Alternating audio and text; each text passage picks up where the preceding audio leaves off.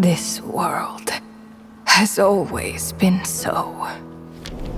Life abides no reason, for none are born by their own consent.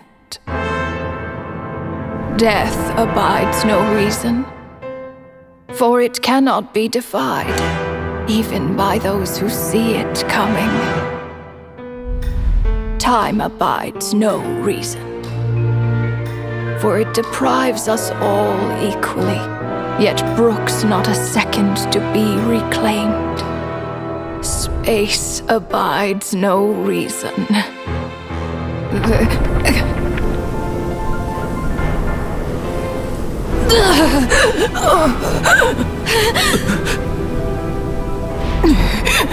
The ruler of space stopped the golden-haired twin travelers and mercilessly tore them apart.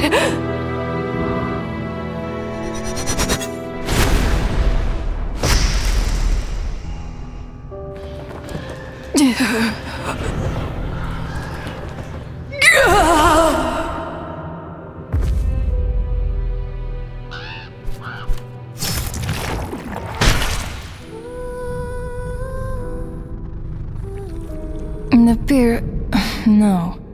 This looks more like Rhinedottir's doing. Please don't litter other people's spaces with your bizarre creations.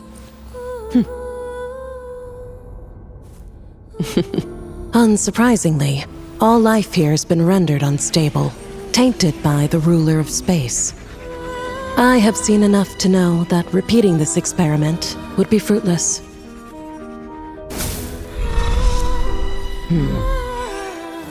You seem to wield my power as if it were nothing but a plaything for your amusement.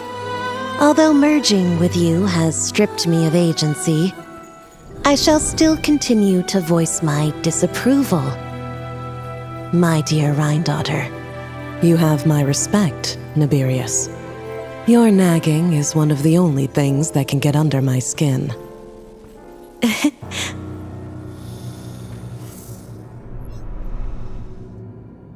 And you, Istaroth, why did you bestow history upon them?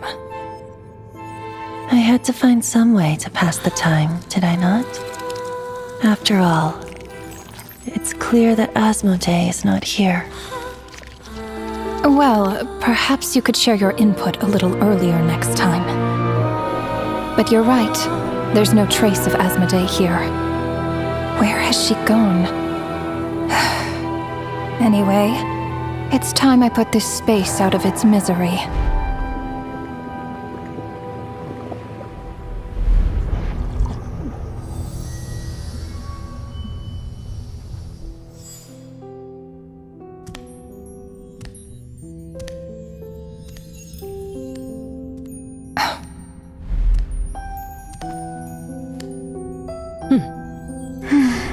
These meetings are just a formality. Does it really matter that only 3 of us are here? I, for one, think that we should find her. Since the heavenly principles cast us as shades, not one of us has ever missed a meeting. What if she just switched sides? Finding her would do more harm than good.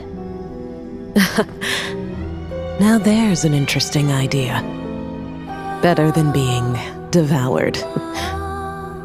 Just switched sides? You make it sound like such a trivial affair. We are shades, shadows of the heavenly principles. It's unthinkable. Unless she loves her new master more than her own self. Ronova, do you know that you're being watched? By whom? Whose gaze could pierce this far?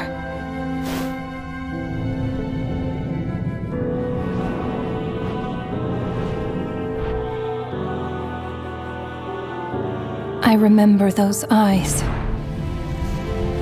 It was just before I placed the curse of immortality.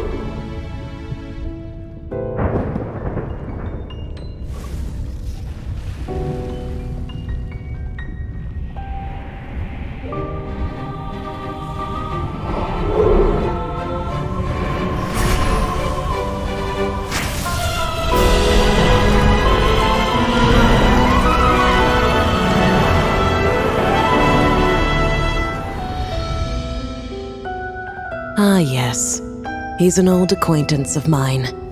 I'm sure that working for the Tsaritsa has helped him let go of his past obsessions.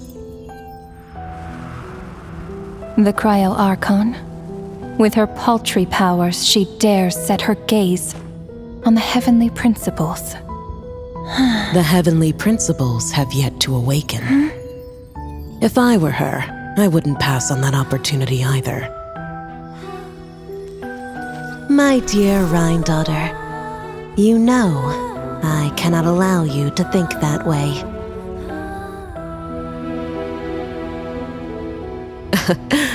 It was purely hypothetical, Naberius. For lack of a direct order, I say it's time we intervened. Of course, to the extent permitted by the rules.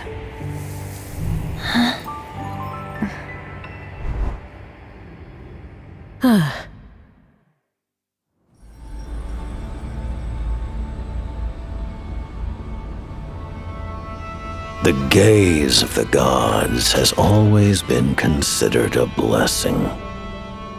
Hence the origin and meaning of visions. People have always yearned for the gaze of the gods. And yet, it is said that when mortals look directly upon the gods, they invite their wrath and retribution. And what of it? Lives will be lost, a nation brought to ruins. So be it. It is nothing I have not endured before. I already know the price of gazing upon the gods. So tell me, what is the price of killing a god? The god stays silent, as if the thought had never once crossed his mind. To all those who dare not look up to the heavens, Her Majesty the Tsaritsa says this.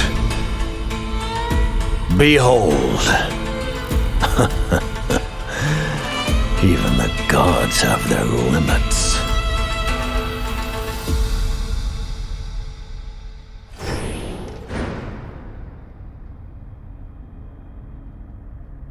Inspection over. Return to your posts. Make sure the Frostmoon Scions don't pose a threat. Per the Pale Star Edict, we are to retrieve the damselette from Nod Cry, whatever it takes.